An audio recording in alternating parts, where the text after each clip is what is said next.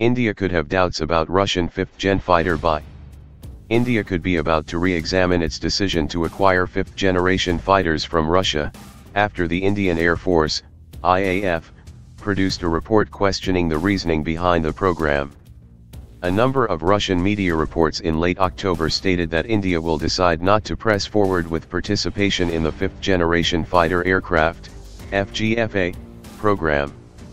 The aircraft proposed by the Russian United Aircraft Building Corporation, PAK, is a variant of the Sukhoi Su-57 PAK-FA, incorporating a long list of design changes specified by the IAF to comply with its requirements.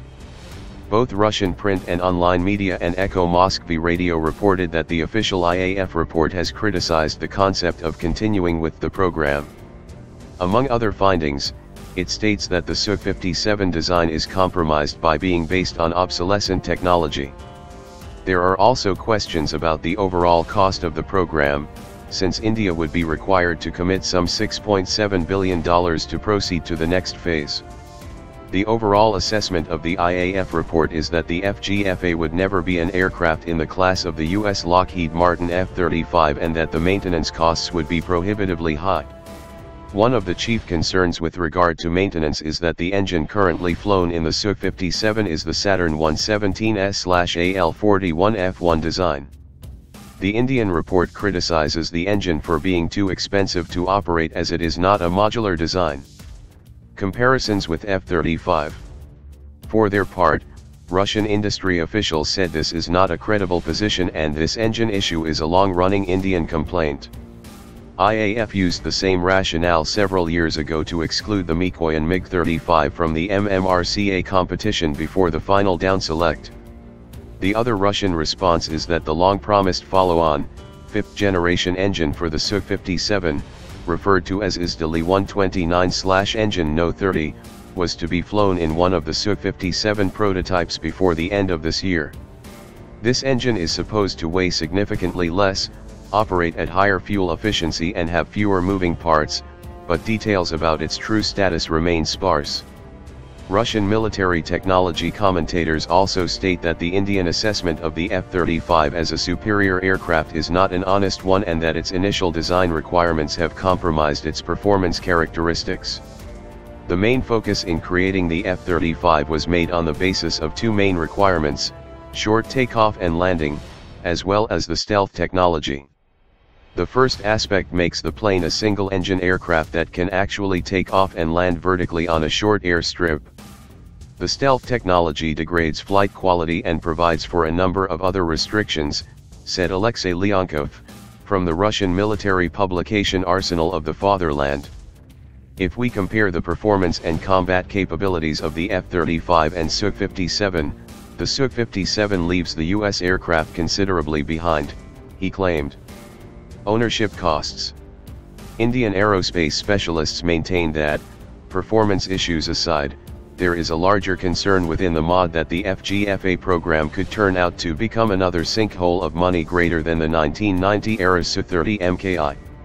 Their concerns are based on the many open-ended questions as to what the complete costs will be for a new engine, as well as the many other design changes that the IAF originally recommended after a requirements team inspected the initial T-50 series prototypes in Russia.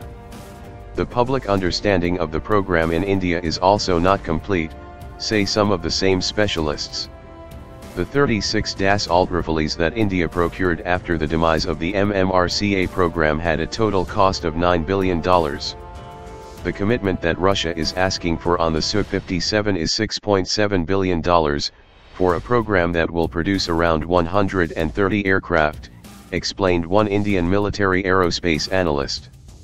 From the public perspective, people look at those numbers here in India and get the impression that the Russian offer is a real bargain, 130 plus aircraft for $2.3 billion less than the price of 36 Rafales. This is what they think, he explained. But what no one realizes is that the $6.7 billion pays only for the program setup costs and the production of the initial 4 FGFA prototype aircraft. The 127 aircraft to then be license-built in India will be at least another $135 million apiece, which is another $17.1 billion on top of the initial $6.7 billion outlay.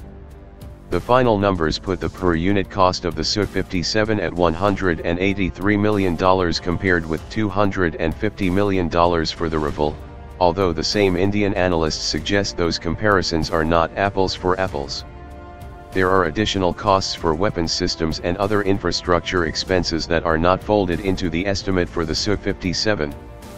However, those line items are included in the price tag for the Rafale program, they say. The Su-30MK was an existing, working airplane in the Russian Air Force, and turning it into the Su-30MKI was not a huge leap in capability, said the same Indian military aerospace analyst. Even those comparatively modest enhancements cost more than $700 million, he added. The big worry for India is there is a much greater distance between the Sukhoi-57 as it exists today and the requirements for the FGFA, and there is no reliable methodology to predict that cost for closing that gap, concluded an analyst who chose not to be named.